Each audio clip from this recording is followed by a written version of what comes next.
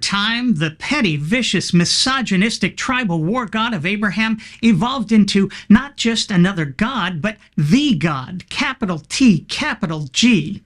The one and only necessary being, the all-powerful, all-knowing, all-loving creator of absolutely everything. But don't think for a moment he forgot his roots. To this day, he remains as petty, vicious, and misogynistic as ever. Keeping it real. In Christian theology, the tribal war god of Abraham is the greatest of all possible beings, a maximally great being, a being than which none greater can be conceived.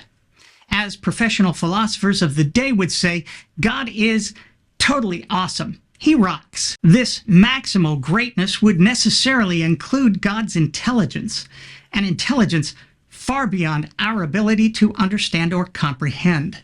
It would be like a fruit fly trying to comprehend the mind of a bonobo chimpanzee, or like a person who donates to Kenneth Copeland's ministry trying to understand Chance, the Australian shepherd who could verbally identify and retrieve over 1,000 doggy toys. God's maximal intelligence means that his decision to actualize our reality, our physical world, and everything which has transpired and will transpire is the best idea ever conceived of by a mind.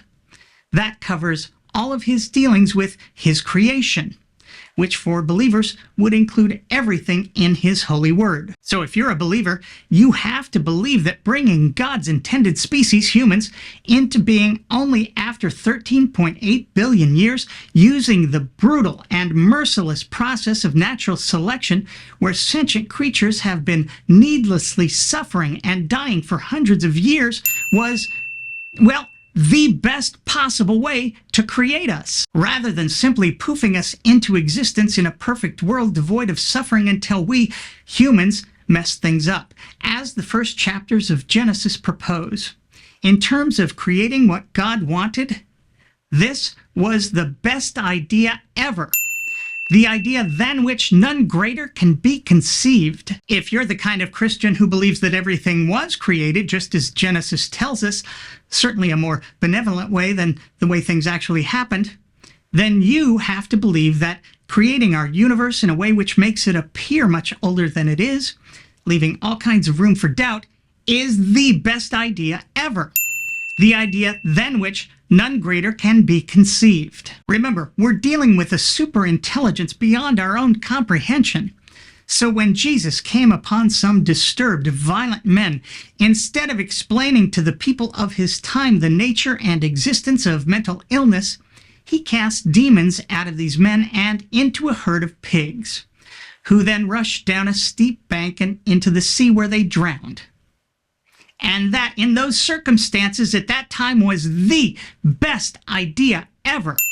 The idea than which none greater can be conceived. Likewise, believers must believe that when God gave Moses the 10 Commandments, failing to prohibit rape, and indeed later giving instructions on how to properly rape virgin prisoners of war after a 30-day period of mourning, it's so sweet. Believers must believe that this was, in fact, in those circumstances at that time, the best idea ever. The idea than which none greater can be conceived. We could do this all day. Killing homosexuals, best idea ever. Killing non-virgin girls, best idea ever. Holocausts, best idea ever. Childhood cancer, best idea ever. Celine Dion, best idea ever. A place of eternal torment for non-believers, best idea ever. The idea than which none greater can be conceived. Take Pine Creek Doug's challenge regarding the flood. God could simply poof everyone out of existence in an instant, or drown everyone, including babies, toddlers, and animals. Turns out, struggling to breathe, gasping for air, even babies and toddlers, was the best idea ever in that situation. That was the result of a super intelligent, omnibenevolent mind.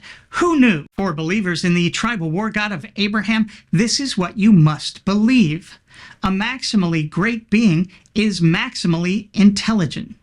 So if your holy book is accurate and this is how your God behaved, these ideas in these circumstances are the best ideas a maximally great mind could spawn. And if you believe that, I think it's safe to conclude that Chance's intelligence is significantly greater, perhaps maximally greater, than your own. Once again, I'm me. Thanks for watching.